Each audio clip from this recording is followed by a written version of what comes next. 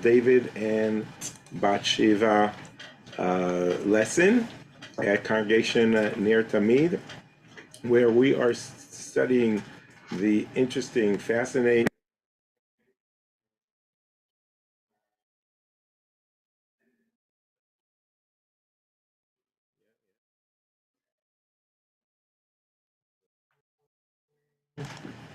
I want to mute this. Okay, but it's still recording, I think. Let's make sure we're still recording. Wait,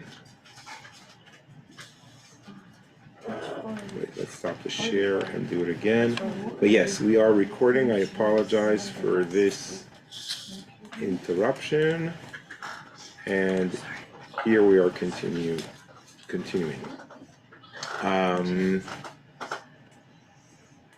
So, last time on David and Bathsheba, we just started with the first 6 verses, which were quite interesting, where we saw, and it's on the book of Samuel 2 and chapter 11, and just like a quick recap, we saw that while the Israelites were at war with the Ammonites, and after David has led all these wars, here comes a war where he decides to stay back home. And he's not leading the army. He stays back home. It seems like he's bored. He's like looking like, what is he going to do? And he's strolling around his roof on the house of the king. And he sees this beautiful, very good-looking woman, and he says, like, who is this? And people knowing who David is, saying, this good-looking woman is a married woman, and not only she's a married woman, okay, she is the daughter of one of your elite fighters in your special command unit, and also she's the wife of Uriah Hachiti, who is one of your senior officers as well. David disregards this, sends for that woman, lays with her, okay, as it says here in verse 4, and she is purifying from her uncleanliness, meaning she has the period, and therefore meaning that she has the potential of becoming pregnant, and she returns home. And lo and behold, this is what happens on verse 5. She is conceived, and she sends and tells David and says, I am with child. What are we going to do now? Because I'm a married woman, and the biblical law is that, you know, I need to be executed, and you as well, okay? And, you know, you're the king. You know, you solve this problem now, right? Like when Larry comes to my office and I say, like, you solve this problem, it's like a little bit different, okay? But I don't know what to do. I want you to take care of this. Okay? So, when this happened, David comes up with this interesting plan where he sends to Yoav, his chief of staff, the chief of, the head of the army, who's out there fighting the Ammonites. It's, it's a few days ride on a horse. And he says, send over here Uriah, okay? And Yoav sends Uriah to David because that's what he told him. So he comes, okay? And we said that it's probably David's intention here for Uriah to come. He'll be back home. He'll go home. He will lay with Bathsheba, okay? And this will remove the suspicion off of David for committing adultery and for getting her pregnant, and it will now be on Uriah, okay? And now we got to this verse, verse 7, where Uriah, okay, and when Uriah was come unto him, David asked of him how Yoav did, and how the people fared, and how the war prospered. Okay, so these are very important questions where David is sort of like asking him, you had a long journey, Uriah, coming here. How was the journey? He's asking him, how's Yoav doing? You know, my chief of staff, is he holding up the forces? He's asking him, how are the people? How's the war going on? Tell me information. Assuming Uriah is now starting to understand why he was brought here. Okay, he didn't know why. Why am I called to the king? Maybe Yoav didn't know either. Maybe Yoav got a letter, maybe not. I would suspect that he did not, because David would not want anyone to open that letter by accident. Or maybe he doesn't even want Yoav to know of his sins, although Yoav was very close to him and knew a lot of his other sins. But Uriah is coming, and now he understands he needs to report. He needs to give a report on how the war is going, without knowing David's real intention. Obviously, there's no reason why David would tell him the real reason he's there. That would not be smart of David. And what's interesting is that on verse 8, it says, and David said to Uriah, and I'm going to stop here, because in my mind, something's missing here. What is missing between verse 7 and the beginning of verse 8? The answer. The answer. You're asking Uriah, who's a high officer in your army, all these important questions, and how's the war going, okay? And there's no answer. You could just give us one word, everything's fine, sir. What am I doing here? He could give a lengthy answer, okay? The Bible, this is something very important for us to understand. The Bible is very exact. The Bible always is very short with words, but if it's an important word, it's added there. If it's not there, there's also a reason. We need to ask ourselves always, why is it there or why is it not there? And the fact that there's no answer is very significant. For me, it means that David is not interested in his answer. He couldn't care less about how things are going, because that's not the reason he ordered Uriah to come back. Okay, so we have like two levels are going on here. This is like the national level, security level, okay, what's going on, but there's the inside level, which is hidden from everyone except for, you know, David and the people around his court yard that know what's happening, and of course Bathsheba. But that's on the personal level. So it's like, it's very different one from the other. And it's, in a way, this is very strong criticism by the Bible on David. He's clearly not interested in the situation of the people of Yoav or the war. He's just asking because that's sort of like his way to get away with why Uriah is here. And Uriah probably answered him, but it's not important because David is obviously not even listening to him. Can you imagine the situation that Uriah is telling him, our forces came from the north at 1600, we were fired, 20 people were killed, 30 were wounded, etc. And all David can think about as Uriah is telling him this is, how do I make sure that Uriah meets his wife? Okay, maybe even thinks, if this is not going to work, how am I going to get rid of Uriah? Maybe David's like, why would I even think that? You know, like all these thoughts, the Bible's not telling any of us. This is my added commentary, but it's very natural for us to think that this could be part of what David is thinking in his mind. But it is important, and we do see in the text, this text is silent about Uriah's answer, showing us that is not what the focus is about. Rabbi? Yes. I take your point on that. However, from Uriah's standpoint, it's not unusual for high-ranking officers to talk to the troops to see what, especially ones that really have their feet on the ground. You know, how are they doing out in the field? So from his perspective, it may not have been that unusual. Yeah, Whether that's the king. I think you're absolutely right. From Uriah's perspective, this is okay, normal. He's asking me, and I'm giving a reply. He's not suspicious of anything. There's no reason for him to be suspicious, and it's also very clear from the next verse that he doesn't first stop at home. He first comes to the king.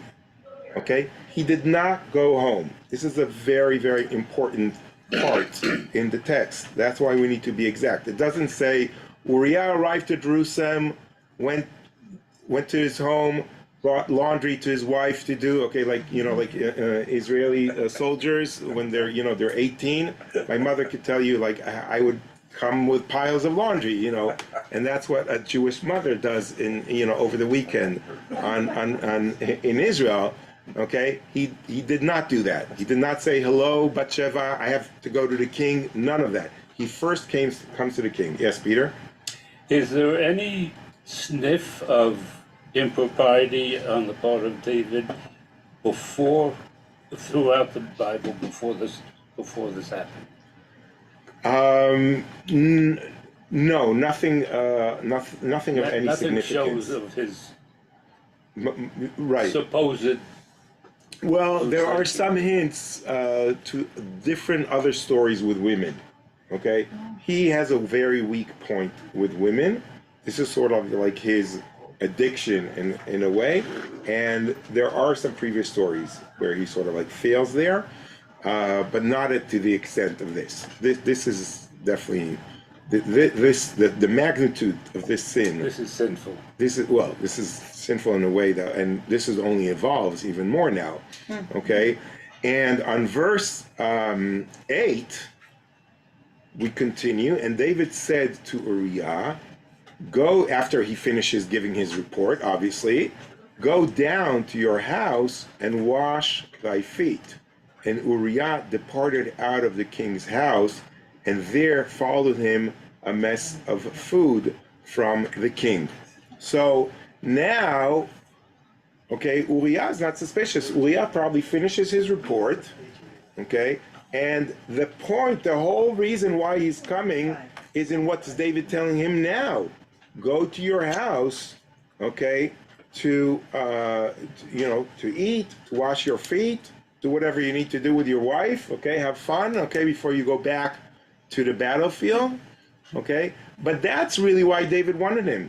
So the contrast of Uriah not responding, and it doesn't say so, and the real reason why David wants it back home is like, just go to you're done with your report, go down, go home, okay?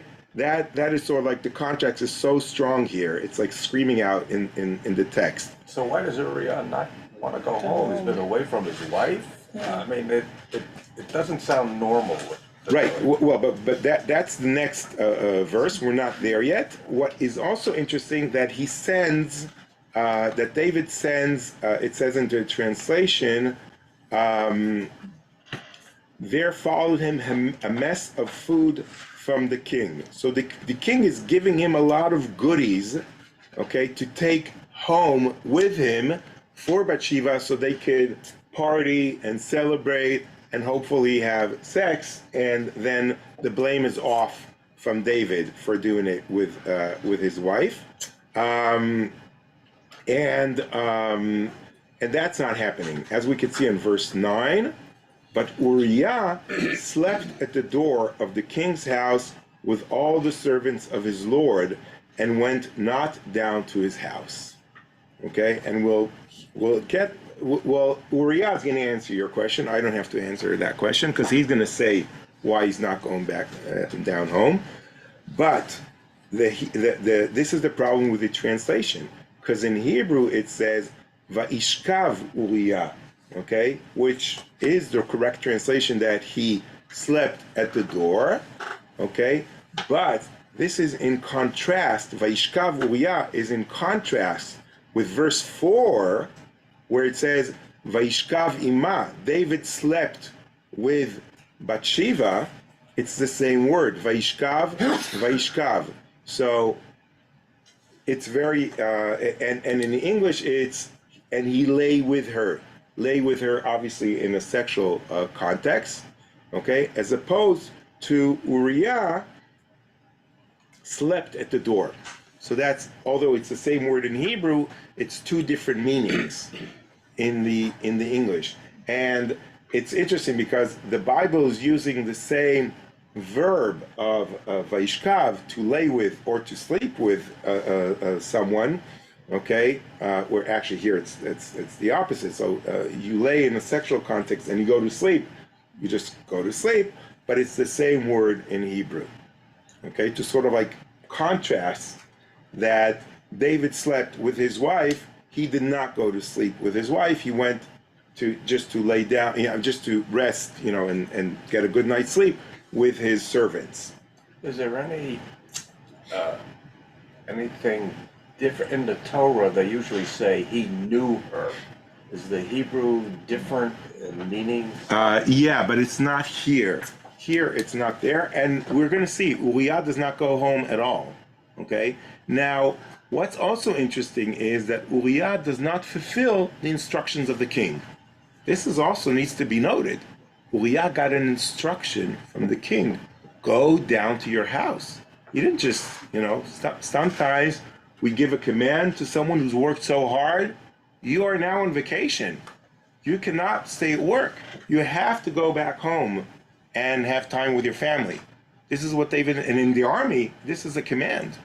So the sages also pick up on the fact that Uriah did not obey the command. And this is also very important. And therefore, some of the sages said that Uriah rebelled against David. Maybe he had a reason to do that, okay?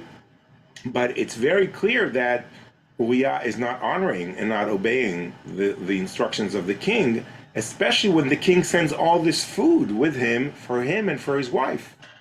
You are, in a way, disgracing the king that's giving you and your wife all these gifts, and you're not accepting them, and you're not going down home to be with your wife. What kind of message does this send to everyone else that they heard David's instructions to Uriah? Go down to your wife, here's all this food, and Uriah is like, nope, I'm staying here. I'm not going home. It's very suspicious, yeah. Isn't it strange that he rushes from the battleship, the battlefield, because the king says, come. He goes directly to him, and he, obviously obeys everything, and then he won't obey this. Right, right. So it's set up in a very strange way.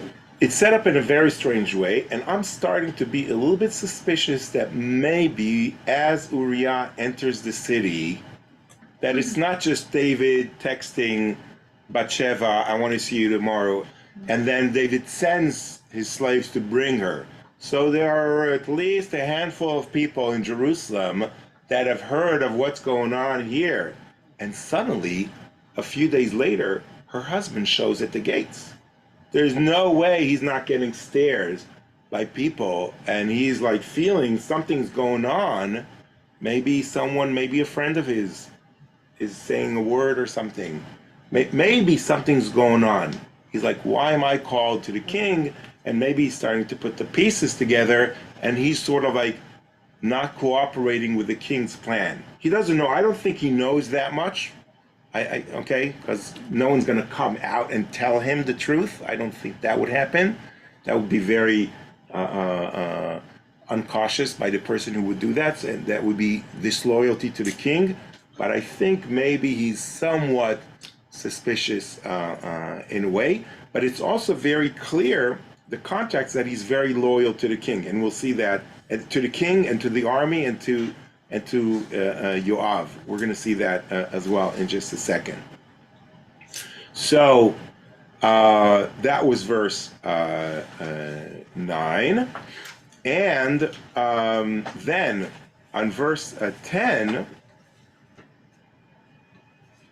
and when they had told David, saying, Uriah went not down onto his house, David said unto Uriah, art thou not come from a journey? Wherefore did you not go down onto your house? Okay, so here David is somewhat changing the tone. Okay, he's like, I'm told that you're not going down to your house, and I asked you to go down there. Did you not come from a long and hard journey? Is there something wrong that you're not going back home? As I also commanded you, he's reminding him.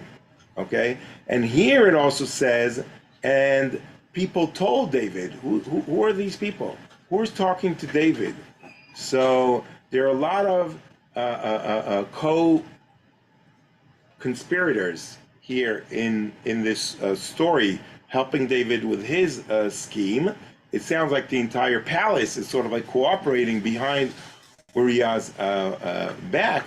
Everyone is sort of like watching to see how this is going to unfold. So it's not just David alone, but it's, the entire palace in a way is helping up. But it doesn't say so. We have to read it in the text. And here David is really asking Uriah a very trick question. Like, why are you not going to your home? David is sort of like implying, I'm watching you. Someone told me that you're not obeying this. He's also implying that he knows where he lives. Okay?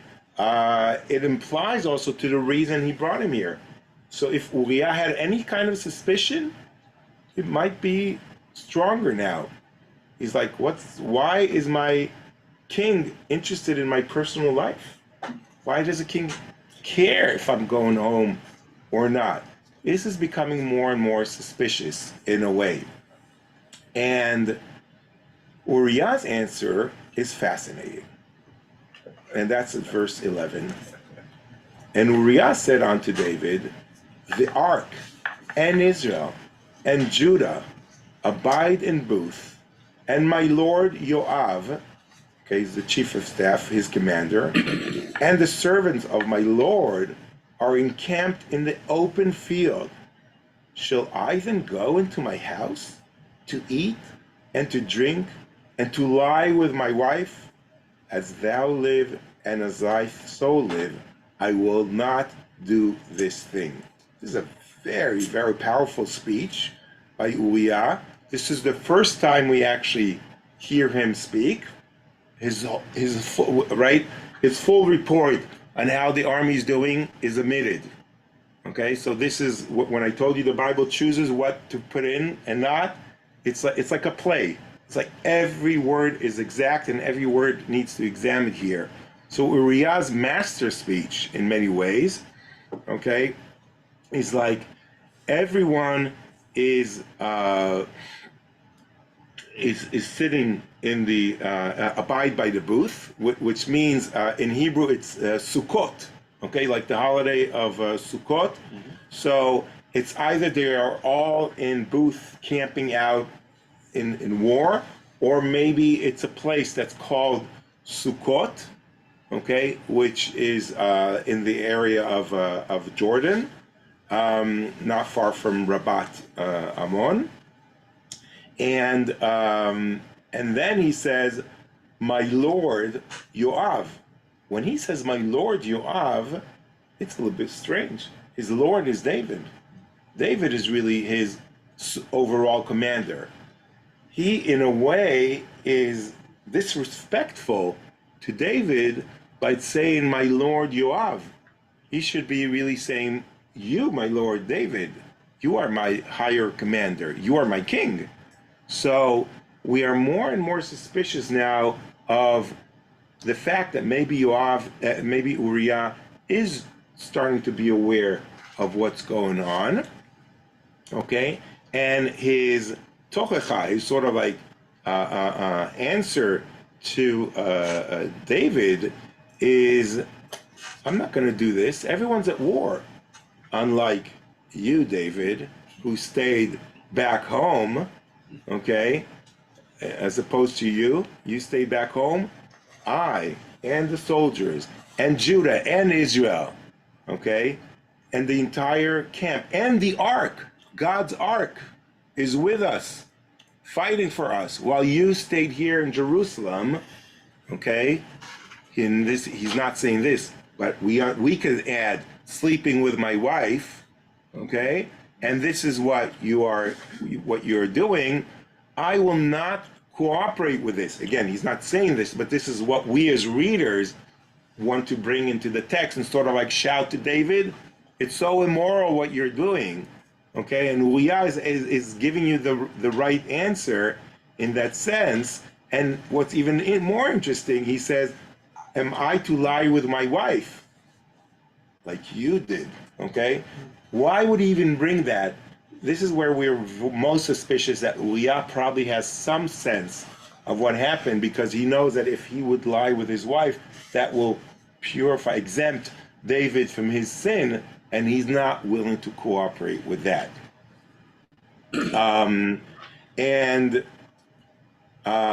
with this dramatic answer, which, by the way, some commentaries don't dramatize things like I did, and they just say that very devoted soldiers were very strict with not having sexual intercourse with their wives during combat, because that would sort of like, deviate them from being focused on the goal and the aim of smiting your enemy. So if you're involved in a romantic relationship, you are not going to be focused on war.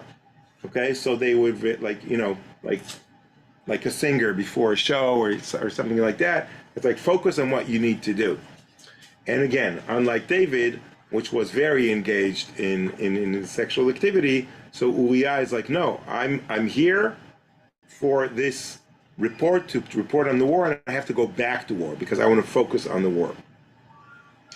And now David is going to give him last chance. And this is on verse 12. And David said to Uriah, tarry here today also, and tomorrow I will let thee depart.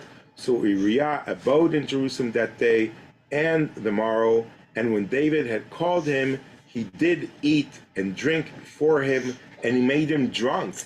And at even he went out to lie on his bed with the servants of his Lord, but went not down to his house.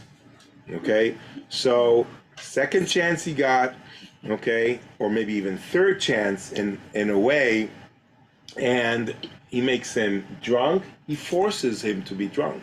This, like, Uriah is a very disciplined soldier. He's not interested in all of that, but if the kid, if the king toasts and he makes you toast, you cannot say no. And if Uriah was not suspicious until now, we are pretty sure he understands what's going on, and we're starting to think that David maybe Uriah, if he's that innocent and that gullible, maybe he's thinking that maybe is the king testing my loyalty to the army or my loyalty to the king, that I will go and go home, and is that maybe the test that's going on? Okay, or maybe he'd rather be with his wife, and maybe that's why Uriah is sort of like so persistent to not be tempted, and not will go and see his wife even for this short vacation that he's in Jerusalem. Maybe that's the reason. So both commentaries are optional here, but the bottom line is that he did not go down to his house, and he did not lay with Bathsheba. So the problem of Bathsheba being pregnant by David has not been solved, and we're like, oh my God, you know what? We as readers, we almost wanted that to happen. we're like it's suspense. If this would have happened, it's terrible, it's immoral, okay? It's like the worst thing that could happen, but at least, okay, David would be off the hook. Uriah, would not know that he has a bastard child, but everything would sort of like fall in place. Was there a question? Okay. Maybe he didn't like his wife. I don't think so. I would not. But maybe after he heard what happened, maybe that's when he didn't like his wife. We don't know. Is there any? And now comes the most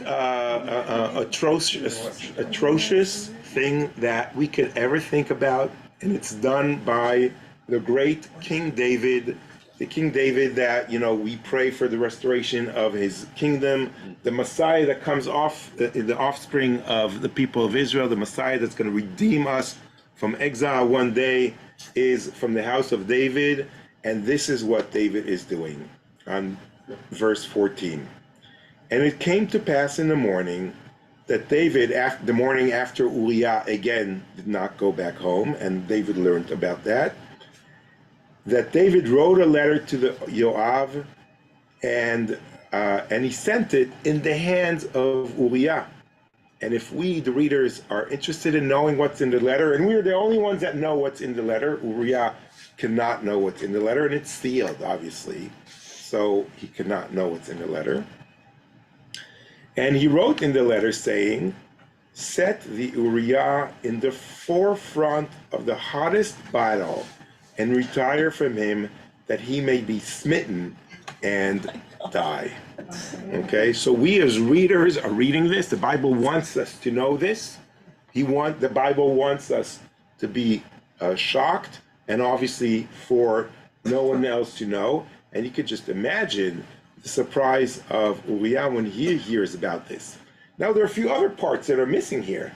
Uriah, David doesn't, say goodbye to Uriah. There's no giving him a big hug, okay, good luck, or something like that.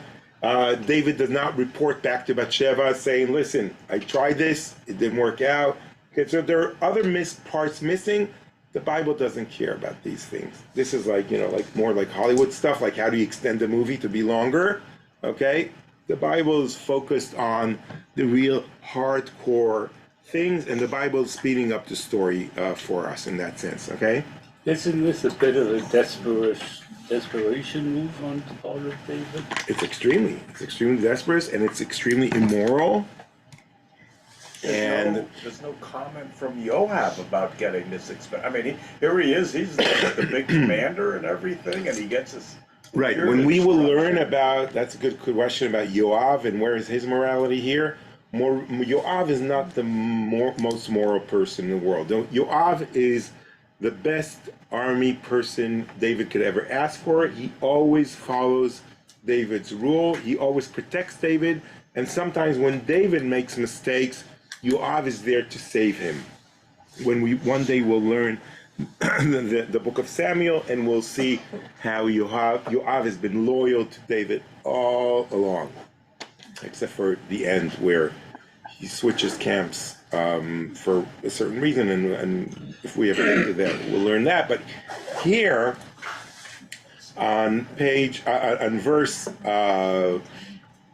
16, and it came to pass when Yoav kept watch upon the city, that he assigned Uriah unto the place where he knew that valiant men were, and the men of the city went out and fought with Yoav, and there fell some of the people, even of the servants of David, and Uriah the Hittite died also. Something weird is happening here, okay? So Yoav gets the letter, obviously, and he fulfills the command, because that's Yoav. He always fulfills the command, even if it's an immoral command. We know this from other places. And he's sort of like guarding the city, and then he opens the letter, and he tells Uriah, okay, I have different commands for it. I had this whole battle plan, I'm changing them. And he's changing the battle plans, and he's putting Uriah, and he's not doing it alone. He's sending him off with an elite unit, okay? And he says, all of you go there. And they're like, why are we doing this? This doesn't make sense. But they're not going to question Yoav. He's the chief of the army, okay? So maybe there's a new plan, maybe there's something we don't know. And they're just, okay, Uriah wasn't there for a few days. And he's like, doesn't even get a rest. He's like, right away, go straight to battle. Okay, so everyone is baffled here, and what happens is that Uriah goes, and he and unexpectedly the soldiers from the locked city come out as well, and they attack Uriah and his squad, and they kill Uriah, but they also kill many other soldiers, very fine, elite soldiers from that unit. So plan went well on the one hand, Uriah's dead, but the plan was not for other people to be killed in this action. And this brings the question of why would Yoav do something like that? Okay? And maybe Yoav is also somewhat suspicious of what's going on here, and he doesn't want it to seem like he killed Uriah alone. So he's sort of like making it all happen in action. Okay? So this is like, now we're all like spending lives of soldiers in such a, it's like cheap. It's like, these are people's lives. These are not just people, these are like Israelites, and these are like soldiers of the army of David. So it starts with betrayal, it starts with thought of murdering one person, and it ends up being like life is cheap for everyone. Okay, this is sort of like the moral decay, the moral corruption of how the Bible is laying it out for us, obviously to shock us as readers, but also to say this is the nature of sin. It starts with something and it goes, and evolves into something bigger and bigger and bigger. Is Yes. there not a prophet such as Samuel to point out David's inadequacies as they've done elsewhere with Saul, for example? So you keep asking the best questions, but you always ask them a few Too early. okay? But we will get to that as well, Larry. But that's an excellent question. Where is the prophet to stop this from happening? Where's God by like saying, God sees evil in the world, and we read the Bible. He's like, you guys are bad. I'm going to stop this. Okay. Well, I thought in a lot of these texts, God is out of it because God isn't part of the war environment, right? Well, I think it's selective. We don't know exactly when God decides to intervene or not, but here we're in the middle of the story. It's obvious God is either watching, not present, dealing with other problems in the world.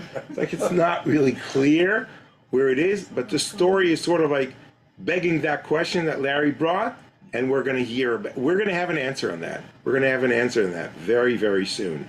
But before that, Yoav now feels he needs to justify what happened. He fulfilled David's command to kill Uriah, or to make sure the Ammonites kill Uriah. He doesn't execute him directly, okay? Also David does not execute Uriah. If he would execute Uriah, a fine officer, okay, in a direct way, he would be blamed of murder in a, first degree murder, whatever they call it, right? He's doing it in another way around. And he's doing it through Yoav, through an army action. In a way, we would even say maybe he's giving like Uriah like a dignified death because it's going to happen in action. But no, we know it's not. This is like not the way to do this. This is like corrupt. This is really bad. David is actually playing the role of God here in many ways. And we're going to see God is not happy with that. We're going to see very soon. But right now, Yoav needs to justify what happened.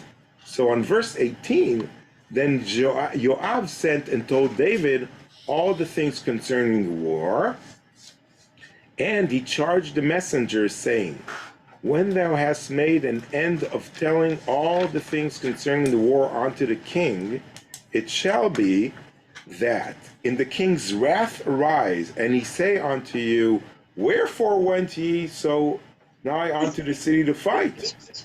Knew you not that they would shoot from the wall? Okay. Who smote Avimelech, the son of Yerubeshet, and did not a woman cast an upper milestone upon him from the wall, that he died at Tevetz? Why went ye so nigh the wall?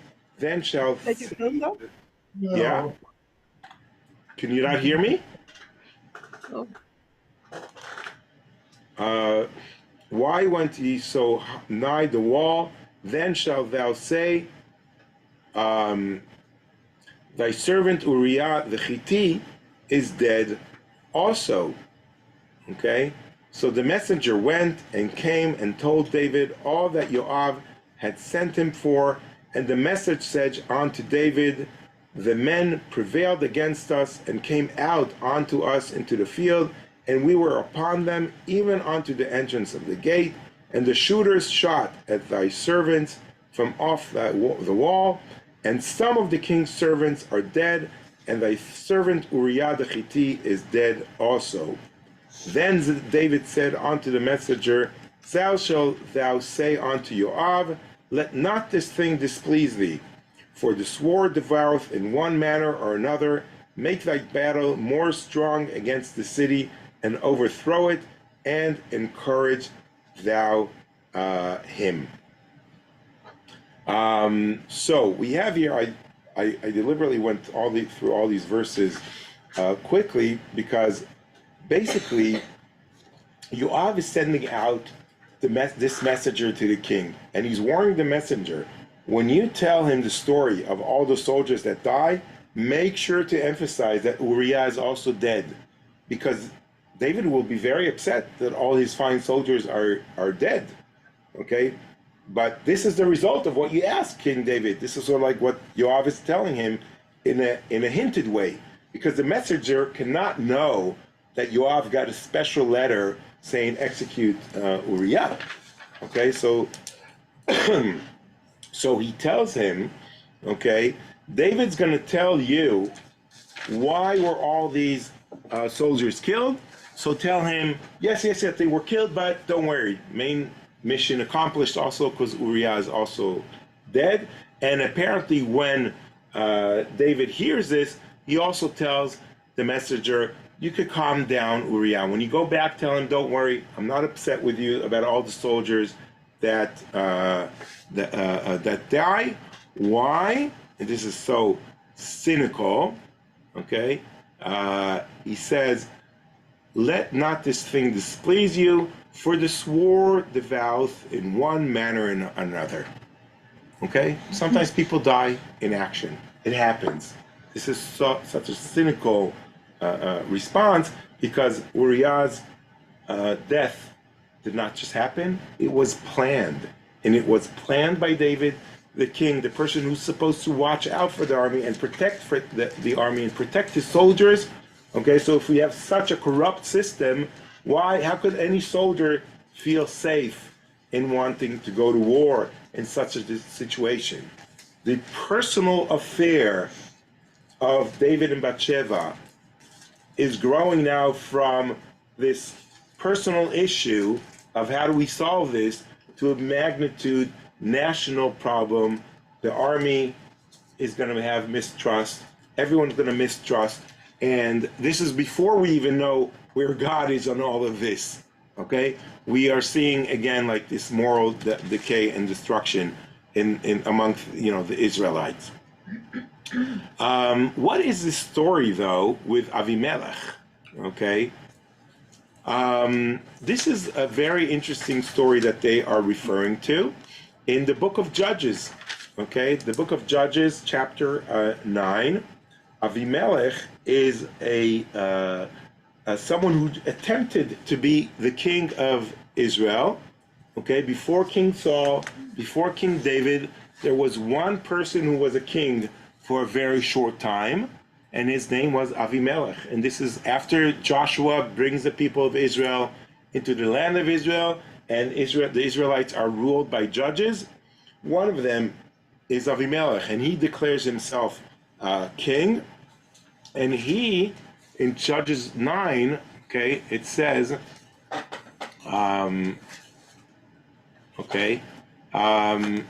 it says, Avimelech proceeded to Tevetz.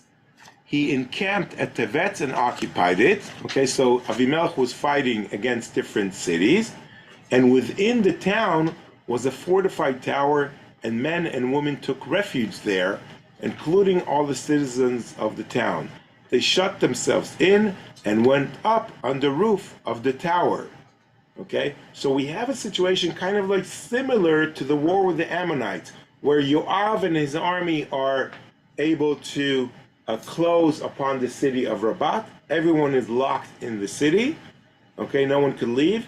And the same thing is with the tower here with Avimelech. Everyone is locked in the tower, men and women as well. And Avimelech pressed forward to the tower and attacked it. He approached the door of the tower to set it on fire. So Avimelech now approaches the tower, okay, and he reaches sort of like the tower to set it on fire. Okay, here's the tower, here's Avimelech coming with his fire, okay, and then the next verse is, but a woman dropped an upper milestone on Avimelech's head and cracked his skull. He immediately cried out to his attendant, his arms bearer, draw your dagger and finish me off, that they may not say of me, a woman killed him. So his attendant stabbed him and he died. When those on Israel's side saw that Avimelech was dead, everyone ran away to their home. So a woman from the top of the tower drops this big milestone on Avimelech's head, cracks it open, and Avimelech, who's about to die, is like, tells his servant, you kill me, so no one like says a woman killed me, okay? It's like not not an honor. And Yoav is referring to this story when he sends the messenger off to David. This is the story that he chooses the messenger to bring to David, okay? So first of all, it's interesting because it shows us that David and Yoav sort of like studied the stories of the judges. They were aware of what's going on in the Bible in previous chapters, but they also had this code of, like, when I die in battle, I don't want to be killed by a woman, I want to be killed by, a soldier. And this is sort of like what Yoav is telling to David through the messenger. David might be upset. He might say, why did you get so close to the tower? Don't you recall the battle of Avimelech and how he got killed? Why did you make the same mistake? We were trained in officer training not to repeat these battle mistakes. Why did you do that mistake?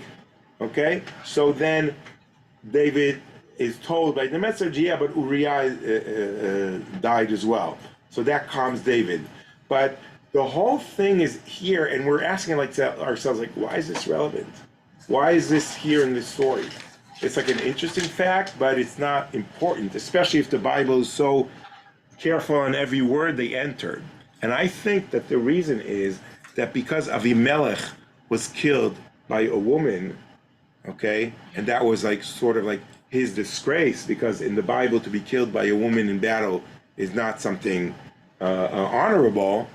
So is Uriah killed by the reason of a woman, but the reason here it's his own wife, okay, and David's affair with her, okay, that brings upon his death. So I think this is the reason why the story of Avimelech being killed by a woman is entered here, because it's sort of parallel in a reverse way to Uriah being killed by the Ammonites, but because this whole thing happens to begin with because of a woman. And who's the woman? The woman is his wife, okay, that brings upon his death. So the irony here is really criticizing David at the end of the day. It's not criticizing Bathsheba, it's not criticizing Uriah, okay? It's sort of criticizing David, and this is sort of what Yoav is hinting to him in that sense. If that wasn't clear, I could explain that. Well, this might be a stupid question, but No wasn't there an Avimelech in the Abraham story? Yeah, but this how is do we know it's a different different one? It is because of years afterwards. It's hundreds of years later on. Wasn't there a whole thing with Sarah and saying it was his sister, but it was his wife? Doesn't that relate to that's true, but there was also an Avimelech in the time of Isaac and in the time of Abraham. There's a lot of Avimelech. Yeah, it's different kings that have that name. It's a popular name in the Bible. Okay, thank you. This is not regarding the affair, but does this mean that the Bible or the Torah is promoting a woman's second-class citizenship? Is that was it? Well, in the Bible, women are second-class citizens. Well, you're probably not relevant to this class, but how did we get ever to where we are now? Oh, So that's you definitely covered not that this in another- class. That's an excellent question, and that could be sort of like the development. That could be another very interesting class that we could start after the high holidays, which would be sort of like where like the position of women and how it's changed and evolved over the years in Judaism to the fact that where we are today, at least in our synagogue, where we're egalitarian. Not all synagogues are like that. I don't have to tell you that. Right, not everyone's there yet. Yes. Interesting from a tactical sense, I don't quite understand things. Usually, when the army is attacking a city, they lay siege to it because it's. They are laying siege to it. Okay, and now they're approaching But the they wall. went right up to the wall. Why did they just lay siege and try and starve them? I don't understand why. No, but how would Uriah be killed? This is the only way to kill Okay, Uriah. so- So they're making a mistake. Yeah. Okay, and Yoav is a very good army person. David knows he would never make a mistake like this. The only reason he's making this mistake is to fulfill David's command to kill Uriah. Okay, so we're going to end here before we start verse 26, which is what happens next. Because, we're just going to conclude with a sad fact on verse 26. And when the wife of Uriah heard that Uriah, her husband, was dead, she made lamentation for her husband. So she is sad that her husband is dead, and of this tragic, way that he died. She probably does not. I mean, there's no way she knows what King David did to her husband. She would go mad if she would hear that. And the story is as worse as it is now in the moral decade, it's only going to get worse, as we're going to see next week. Yes. After a series of mourning, David takes her as his wife. You're right. Next What week is we're going the to see that. period of mourning? The Bible does not say the period of mourning, and we don't have like we have today Sheva. We have like 7 days. There's no amount of days in the Bible on how There's no many days. definition of mourning. Yeah, the actual amount of 7 days is much later. It became like more like in the Mishnah and the Talmud that they talked about, having 7 days of mourning. So we can't even heap more. It could be many days. It could be many. It could be many days. I think it was many days. We'll see next week why it's probably many days. But it cannot be too many days because she's having a baby. This needs to be taken. This story is not over yet. We need to solve the big problem, right? Uriah came, okay, and he went back, and he's dead, and baby's still there. So Who's the son? Which one is this son? Thi- Solomon? no, this son dies. Oh, Oh, spoiler alert. Oh, sorry. And part of the problem She is brought him the all son. of his army friends know. I'm sorry. And part of the problem is that all of his army friends knows he didn't go home. Right. He probably So came it's- back and he it's- said, everyone's like, "Oh, Uriah, how was home? How was time with Bathsheba? Ha ha." He says, "I did not go home. Well, but I'm a good also soldier." All the people that he slept with, the other men that he slept with. There, so everyone. that's I think the circle of people that now know is big. has grown. So it's harder and harder to keep it a secret. Yeah, and no one knows exactly what is the secret. Okay, because the only two people that actually do know what happened in that room is David and Bathsheba. No one else knows she's pregnant.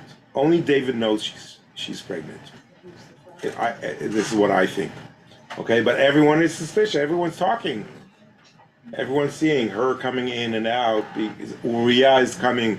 I think everyone is suspicion is putting 1 to 1, right? But actual hard facts is only the two of them. David did not have a lot of good luck with his sons. Right. Well, but part of this is God's punishment to him, and we're going to see that next week. Okay. So if your son's misbehaved. What a mess. Yes. What